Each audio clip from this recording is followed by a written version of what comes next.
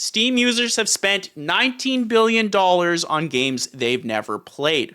Whether it's Diablo 4, Cyberpunk 2077, or Red Dead Redemption 2, our collective Steam pile of shame is worth enough to buy a country. Whoa! That's insane because I also have done this. There's literally, I'll say 40% of my games I've never played. No, that's probably too high. Maybe 30%. What is the percentage for you guys? I'm curious. Once you've found a couple of your favorite games, the tendency is to lock into them forsake all others. How many times have you finished Baldur's Gate 3, Fallout New Vegas, or any other comfort game classics? Okay, now look at your Steam library and count up all the games you've never opened. I've got the entire Stalker collection, Disco Elysium, and Half-Life Remake Black Mesa, all just sat there like wet-eyed puppies in a pet shop window. What the heck is that analogy? Mr. Ed Smith, it's enough. You might wonder what all these untouched games are worth. Well, based off the new research between PC Games N and Steam ID Finder, about the same as the gross domestic product of Nicaragua. That is insane. Because the narrative up until this point, chat, is that gamers have no money. In fact, there's some game developers out there that'd be like, just pirate my games if you can't afford it, so at least gives me some form of, discussion online, right? I'd rather you pirate the game and talk about it online than just like pirate it and I get zero value back from you because I get it, times are tough. But here, gamers, I won't say are rich, but collectively have more spare money than the entire domestic gross product of Nicaragua. That's insane. So gamers, I think we're doing a little bit better than we think we are. Or we have horrible buying habits. It's one or the other. I haven't bought it yet, but I know Elden Ring Shadow of the Erdtree is going to molder at my Steam shame up pile for a good long time. To be fair, chat, I did buy Elden Ring a second time on PC. We played it last week on stream, and I did buy the DLC, and I have no idea when I'm ever going to get to it. I'm part of the problem.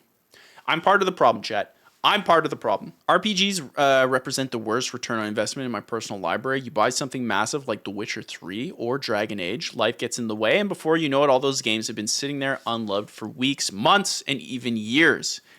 I would agree with this, and this is why, I find RPGs are such a tough sell for me personally. I'm curious what you guys think, but for me personally, anything that's over,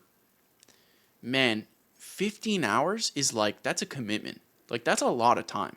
Granted, I am insanely busy with everything that I'm doing, so I understand I'm not the normal case, but even beforehand, that's a lot of time. Starfield, when it came out and all the numbers were going out of how long it was going to be, same thing with Baldur's Gate 3, I was like, I just don't have hundreds of hours to give for a game. I would love to. It looks insanely rewarding, but I don't have that. Even TV shows. It's interesting because with TV shows, it's you can have a whole series of TV shows that are 10 hours, right? The whole thing is 10 hours. There's 10 episodes, each about 50-ish minutes each. But then, you only have to commit to one episode, 1 hour. Did I like it? Video games aren't really that. You really have to commit or not. Commit until you don't like it. There's no, very clear stopping point. It's kind of interesting to think about. Whereas TV shows, it's did I like this? Oh, and then basically every episode lets you binge. It's like a cliffhanger. And that seems to work really well, whereas video games don't really have that. And I haven't really seen them do it. Either the games are super small, like a Call of Duty length, or even smaller, like some, indies, let's say a Vampire Survivors. That game can go on forever, but the main gameplay loop of Vampire Survivors is basically crack, right? If you played Vampire Survivors. In fact, we should play Vampire Survivors on stream, chat. I would very much like to do that. I very much like Vampire Survivors. I am the garlic main. But yeah, it's either it's that or it's just insanely long games that are going north of 20 hours, 50 hours, and sometimes over 100 hours with Baldur's Gate 3. For instance, I have Final Fantasy 16. I liked what I played. I want to keep playing it, but it's just so long. Throw in the side quests on there.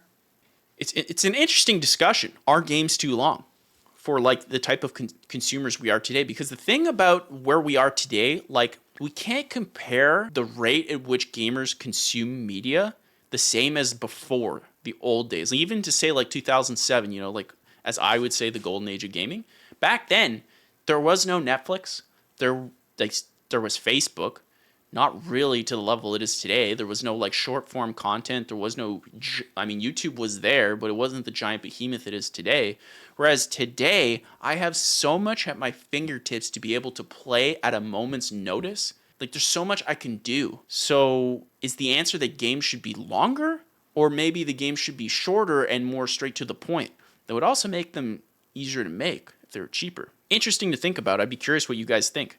So we've crunched the numbers and discovered approximately how much Steam users have spent on unopened, unused game. It's pretty scary. Oh god, chat, I'm scared. Out of all the registered Steam accounts in the world, only 10%, or about 73 million in Steam ID Finder's database, are public. Based on the data from those accounts, we calculate that collectively there's been around 1.9 billion worth of games that have been purchased and never played even a single time. Holy cow, and that's just 10%.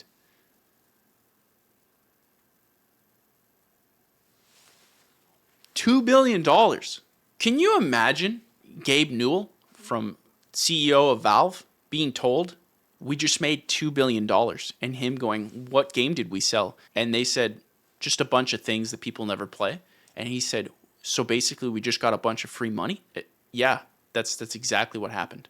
That's insane. Basically, $2 billion of donations is what happened. Of course, us gamers, we're going to play it eventually. Times that by 10 to roughly account for all the Steam profiles that are not public. I mean, you can't really do that. And you arrive at 19 billion. Mr. Ed Smith, the author of PC Games N, this is some corrupt math. This is some clickbait math. I don't think it scales that way, but I digress. More than the gross national product of Nicaragua. I'm not saying that, Chad.